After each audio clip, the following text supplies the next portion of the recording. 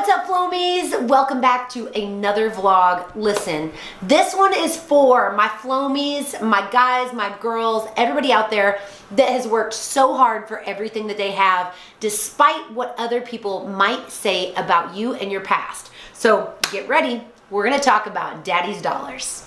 Nice run, Fallon. Taylor, as always, makes an incredible entrance. First and far at the age of 13. Then she broke her neck. She overcame all that. Fallon's now world champ. World champion. Congratulations. She knew that she could do whatever she set her mind to. I'm about to spill all the tea, so get ready. Here's a clip from 30 years ago that ended up on Facebook this week. Take him on around, baby. Fallon Taylor started late, but is catching up fast. This 8-year-old rode her first horse 1 year and $200,000 of Daddy's dollars ago. Her father bought horses, built barns, built an arena with lights, and bought a motorhome for traveling the circuit. We expect to have to spend another $200,000 or $300,000. If we can keep Fallon winning, Fallon will stay interested. I just like it because I get to go fast a lot. Just get to go fast. Yes, my parents did amazing things for me in my past. They purchased a horse for me called Dr. Nick Barr, who was an 11-year-old stallion in the 90s. And it was such an amazing thing to have parents that were able to contribute so much. But I'm spilling the tea because after this video resurfaced, I think a lot of people, people that already didn't like me started saying, she said she had a car with no AC and she said she started from nothing, etc., etc. Well, let's spill the tea on the truth behind all of that. Now, if your parents have ever supported you in any way, put a roof over your head, or put food on your table, you've received the same kind of treatment as me. Whatever your parents are able to do is what they can do. My parents at that certain time were able to do a lot. Now, most kids, not most kids, I don't want to stereotype everybody, but a lot of kids that are given a lot of privilege typically don't follow through on their goals or end up actually doing anything in that career, or can be wasteful. So I didn't want to be wasteful of what my parents had contributed to my career. They believed in me from a very young age, and they had spent a lot of money to make sure I would be successful. But if I were to be wasteful and just stop practicing and not dedicate my whole life to this, I would be doing them a disservice and being so disrespectful to what they had done for me already. They had in no way pressured me to be anybody or do anything. They never pressured me to compete. In fact, when I wanted to quit in 1997, which I quit for over 15 years, they were totally by my side as I pursued a modeling and acting career. But my parents, after they were doing really well, had a brief stint where the government changed their laws and their businesses no longer did very well. So all we had was very expensive horses and a little girl with a dream, and we hit the road. Now, over the years, many things happened, and I was able to really live up to those goals that I had promised my parents I wanted to achieve. But after I turned 18, I moved out of the house like most people do, and I had to start all over from the beginning. So my horses had passed away. They were my old horses that I had competed on. They were gone, especially since I had started at such a young age, and it was time for me to start all over. Now, what my parents had done that was so amazing for me is they had the foresight to breed BABYFLO's mom, Flojo, to Dr. Nick Barr, our stallion. Now, they were able to breed them every year that they could, and we got 4 babies. BABYFLO, Knick-Knack, Neffy, and Chuck. And from those 4 horses, I've made all of these horses that you see around you. Let's take a look outside. I'm going to show you exactly what I had to do to rebuild on my very own from zero. Now, my parents hauled me around in a big old giant bus with a gorgeous horse trailer, but girl, when I started all over, I didn't have jack squat.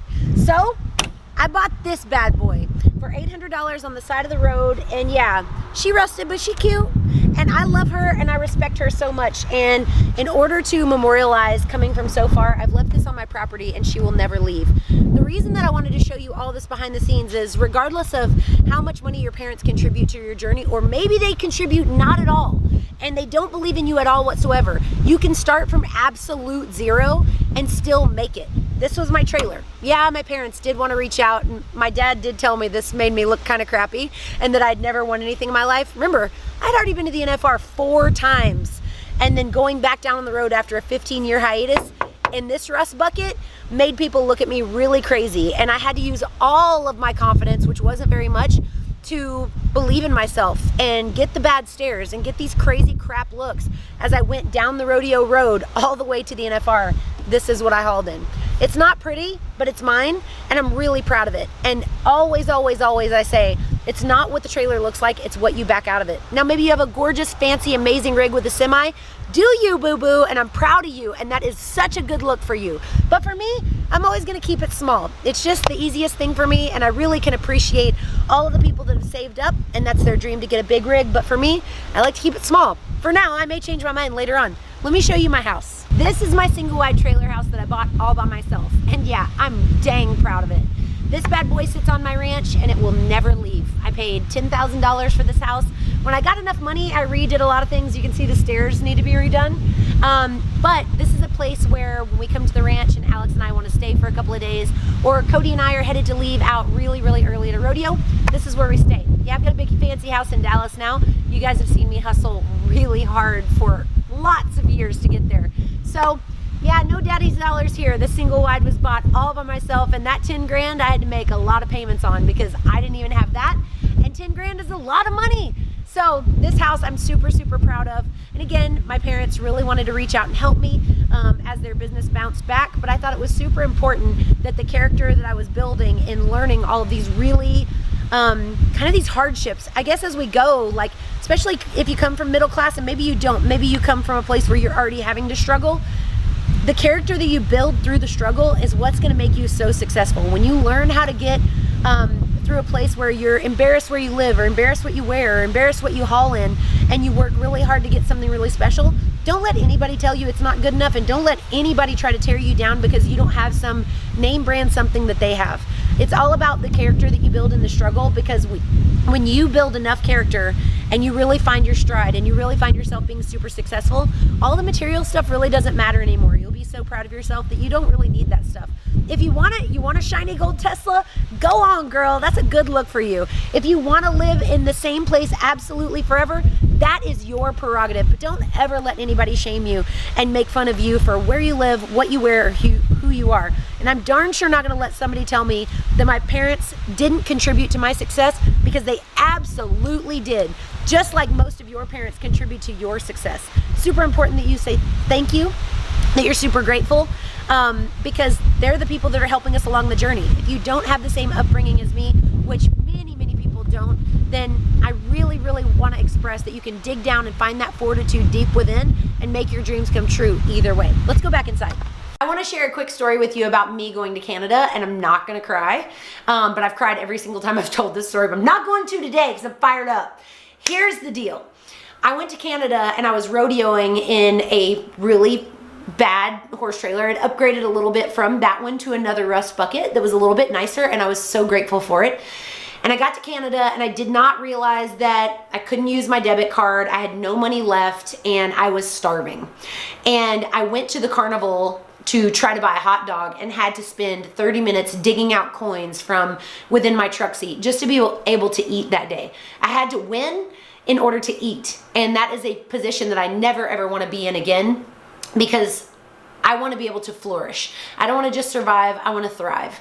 But there was a time when I learned what just surviving meant in order to make my dreams come true. So if that's where you're at, just understand, if you work hard enough, you can get through to the other side. So the irony of us releasing this Daddy's Dollar t-shirt is that Daddy's dollars absolutely contributed to most of our success, even if it just means roof over the head and food on the table. If you weren't so lucky to have even just that, just know I still believe in you, and I think that you 100% can make your dreams come true. There is so much amazing opportunity out in this world, and it seems like we'll always find it a little bit easier when our back's against the wall. Another story I told was that I have tasted failure so much that now I like the taste of it. And when you eat enough failure, you end up tasting success. So I hope that you guys understand that through all of this amazing stuff that you see came a lot of hard work and a lot of struggle. So I just wanted to do a little something for you guys. After this video came out, everybody said, Oh, all of this, she did nothing. For those of you guys that have followed me for a decade, you've seen all of this step by step. I really, really appreciate all of your support along this journey. There was a time when every single time after I ran, I would have to auction my shirt off on Facebook or eBay in order to be able to fill up my truck with diesel to make it to the very next rodeo. So the irony also is that now I sell t-shirts for a living and make really cool clothes for all of us that are in the Western industry. And I appreciate so much for you guys that know exactly how far I've come in order to get here, and I really appreciate it. Thank you guys for taking the time to listen to my story. I want to meet you in the comments and see more about your story, so feel free to tell me below. And if you've been struggling and heard a hater say that you're loaded and that's why you win, or that you suck and you can't ever be good because you don't have this or that name brand thing, I am here for you. I appreciate you letting me spill all the tea today. If you're not already subscribed, make sure to be subscribed and ding that notification bell. Like I always said, thank you guys so much. Don't forget to count your blessings, drink your protein, and say thank you to Jesus. See you next time.